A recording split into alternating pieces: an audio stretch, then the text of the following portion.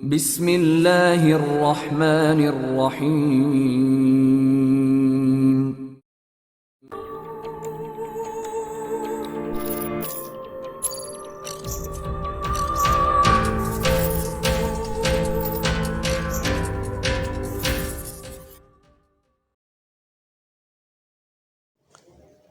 السلام علیکم دوستو، Spargo Imran series novel by Mazhar Kaleem MA۔ اگر آپ نے ابھی تک ہمارے چینل جاسوسی دنیا کو سبسکرائب نہیں کیا تو سبسکرائب کریں اور بیل آئیکن پر کلک کیجیے۔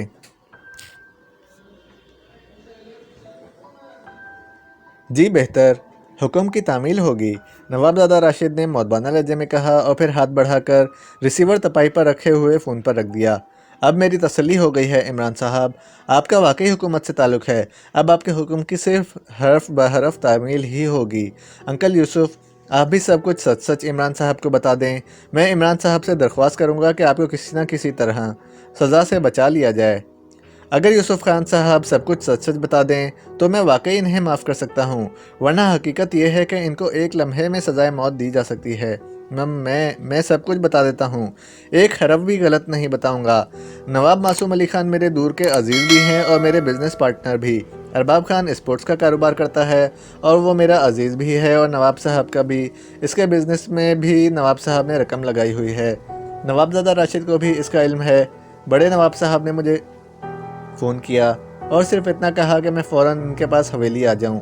اس وقت ارباب خان میرے پاس ہی موجود تھا، وہ بھی میرے ساتھ حویلی چلا آیا۔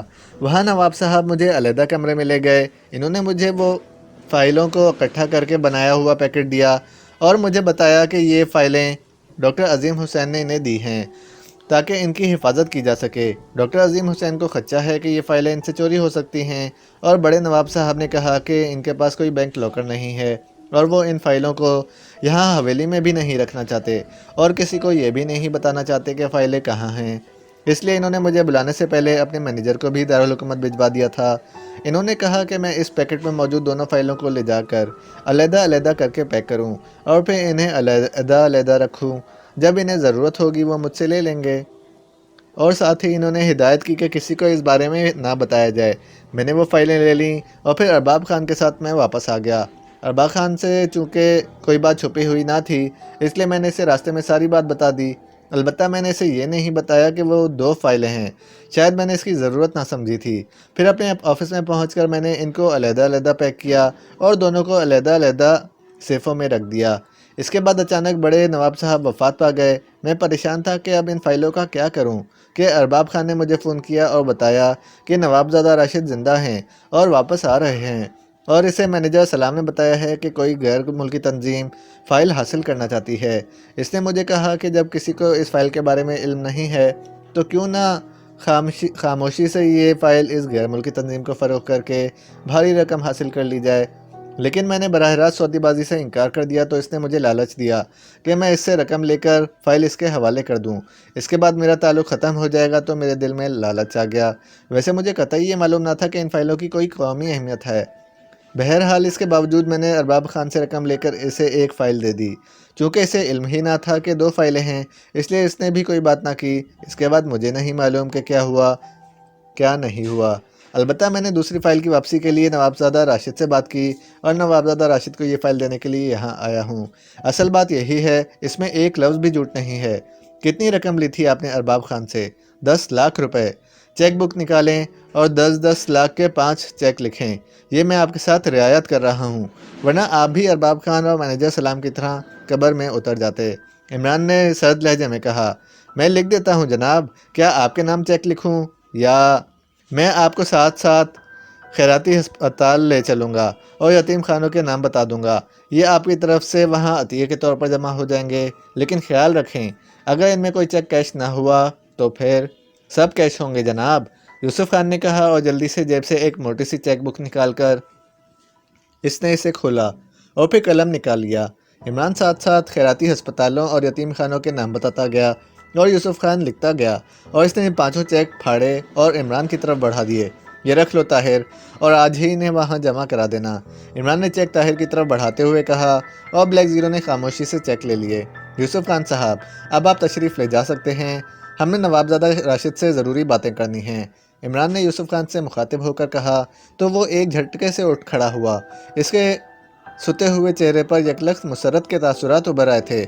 جی بہتر، بہت شکریہ، یوسف خان نے کہا اور تیزی سے بیرونی دروازے کی طرف بڑھ گیا۔ میں انہیں چھوڑاؤں؟ چلے جائیں گے، آپ بیٹھیں، آپ نے میرے سوالوں کے جواب نہیں دیے، فاسٹر اور گیری کے متعلق۔ عمران نے خشک لہجے میں کہا تو نوابزادہ راشد دوبارہ کرسی پر بیٹھ گیا اور پھر اس نے تفصیل بتانا شروع کر دی۔ عمران نے اس سے کافی سوال کیے اور جب عمران نے محسوس کیا کہ اب نوابزادہ راشد مزید کچھ نہ بتا سکے گا تو وہ اٹھ کھڑا ہوا۔ اس کے ساتھ ہی بلیک زیرو بھی اٹھ کھڑا ہوا اور نوابزادہ راشد بھی۔ اوکے نوابزادہ صاحب، اب ہمیں اجازت دیجیے۔ آئی ایم سوری عمران صاحب، میں نے آپ سے کچھ پینے کے لیے بھی نہیں پوچھا، دراصل باتیں ہی ایسی شروع ہو گئی تھیں، میں شرمندہ ہوں، آپ تشریف رکھیں۔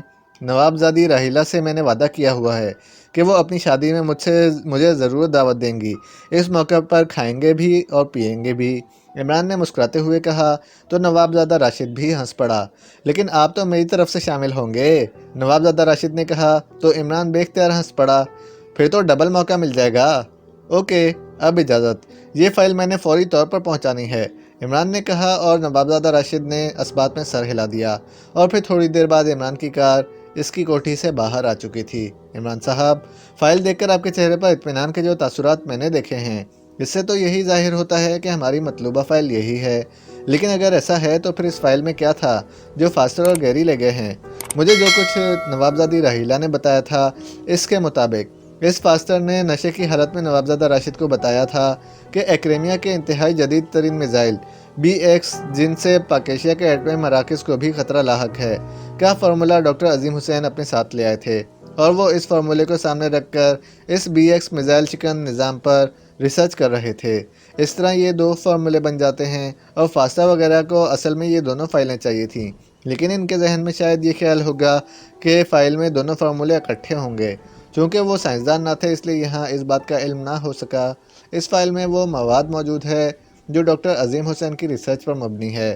اس کا مطلب ہے کہ BX میزائل کا فارمولہ دوسری فائل میں تھا اور وہ فائل فاسٹر وغیرہ لے گئے ہیں۔ ہمارے لیے اصل ضرورت اس میزائل شکن نظام کے مواد کی تھی، وہ اب ہمارے پاس آ گیا ہے۔ اب رہ گیا BX میزائل کا فارمولہ تو وہ ہمارے لیے بیکار ہے، کیونکہ ایسے میزائل تیار کرنے کے نہ ہی ہمارے پاس لیبارٹریاں ہیں اور نہ ہم تیار کر سکتے ہیں اور نہ ہمیں ان کی ضرورت ہے۔ اس طرح ایک لحاظ سے دیکھا جائے تو ہمارا کام مکمل ہو گیا ہے، عمران نے جواب دیتے ہوئے کہا۔ اگر یہ بات تھی تو پھر آپ نے خاص طور پر نوابزادہ راشد سے فاسٹر اور گیری اور لاہامہ کے بارے میں تفصیلات کیوں پوچھیں؟ بلیک زیرو نے کہا تو عمران بے اختیار ہنس پڑا۔ اب تمہارا ذہن واقعی چیف جیسا ہوتا جا رہا ہے۔ فاسٹر اور گیری تو سائنسدان نہ تھے، اس لیے انہیں تو فائل کے بارے میں علم نہ ہو سکا تھا، لیکن ظاہر ہے جب یہ فائل سائنسدانوں تک پہنچے گی اور پھر انہیں معلوم ہو جائے گا کہ انہیں وہ فائل ملی ہے جو ڈاکٹر عظیم حسین لے گیا تھا، پھر ظاہر ہے یہ لوگ اس فائل کی واپسی کے لیے کام کریں گے جو ہم لے جا رہے ہیں۔ اس لیے میں نے نوابزادہ راشد سے تفصیل پوچھی تھی، عمران نے تفصیل بتاتے ہوئے کہا اور بلیک زیرو نے اسبات میں سر ہلا دیا۔ سیاہ رنگ کی رولز رائس کار خاصی تیز رفتاری سے ایکریمیا کی ریاست لاہامہ کی مین روڈ پر دوڑتی ہوئی آگے بڑھی چلی جا رہی تھی۔ کار کی اگبی سیٹ پر ایک خوبصورت نوجوان لڑکی بیٹھی ہوئی تھی جس نے آنکھوں پر ایک نفیس فریم کا نظر والا چشمہ لگایا ہوا تھا۔ اس کے سر کے بال برف کی طرح سفید تھے، لیکن اس کا چہرہ کندھاری انار کی طرح سرخ تھا۔ اس کے جسم پر گولڈن رنگ کا اسکرٹ تھا جس پر اس نے تیز سرخ رنگ کی انتہائی خوبصورت اور فیشنیبل جیکٹ پہنی ہوئی تھی۔ کار انتہائی تیز رفتاری سے دوڑتی ہوئی لاہامہ کے دارالحکومت اور سب سے بڑے شہر لاہامہ کے نواح کی طرف بڑھی چلی جا رہی تھی۔ شہر سے تقریباً 40 کلومیٹر کے فاصلے پر ایک سڑک دائیں ہاتھ پر مڑ رہی تھی۔ کار ادھر ہی مڑ گئی اور پھر تھوڑی دیر بعد وہ ایک عظیم الشان ہوٹل کے کمپاؤنڈ گیٹ میں داخل ہو کر وسیع و عریض پارکنگ کی طرف بڑھی جا رہی تھی۔ یہ لاہامہ ریاست کا سب سے بڑا ہوٹل تھا۔ اس کا نام لاہامہ کمپلیکس تھا کیونکہ اس میں عالیشان ہوٹل کے ساتھ ساتھ بہت بڑا کیسینو اور کلب تھا۔ یہ کمپلیکس وسیع و عریض رقبے پر پھیلا ہوا تھا اور نہ صرف ریاست لاہامہ کا اعلیٰ ترین طبقہ بلکہ پوری دنیا سے سیاح اس کمپلیکس میں آتے تھے، چونکہ کمپلیکس کا پورا علاقہ ہر طرح کے ریاستی اور اخلاقی قانون سے آزاد تھا۔ یہاں ہر آدمی قطعی آزاد تھا، اس کا جو جی چاہے کر لے۔ البتہ کمپلیکس کی انتظامیہ نے اپنے طور پر چند پابندیاں لگائی ہوئی تھیں جن پر ان کے مسلح گارڈز انتہائی سختی سے عمل درآمد کراتے تھے۔ کار کمپلیکس کے کمپاؤنڈ گیٹ میں داخل ہو کر پارکنگ کی طرف جانے کی بجائے دائیں طرف مڑ کر آگے بڑھتی چلی گئی اور پھر ایک طویل چکر کاٹ کر وہ ایک 2 منزلہ عمارت کے پورچ میں جا کر رک گئی۔ اس عمارت پر لاہامہ کلب کا جہازی ساز کا نیون سائن نصب تھا۔ کار جیسے ہی پورچ میں رکی، اگبی دروازہ کھول کر لڑکی نیچے اتری اور پھر تیزی سے قدم بڑھاتی ایک طرف لگی ہوئی لفٹ کی طرف بڑھ گئی جس پر اسپیشل کے الفاظ درج تھے۔ لفٹ سے باہر ایک باوردی لہیم شہیم آدمی اکڑا ہوا کھڑا تھا۔ لڑکی جیسے ہی قریب پہنچی، اس آدمی نے انتہائی مؤدبانہ انداز میں سلام کیا اور لفٹ کا دروازہ کھول دیا۔ لڑکی نے جواب میں صرف سر ہلایا اور لفٹ میں داخل ہو گئی۔ وہ آدمی باہر ہی رکا رہا۔ چند لمحوں بعد لفٹ تیزی سے نیچے اترتی چلی گئی اور پھر کافی دیر بعد لفٹ خود بخود رکی اور اس کا دروازہ کھل گیا۔ لڑکی لفٹ سے باہر آ گئی۔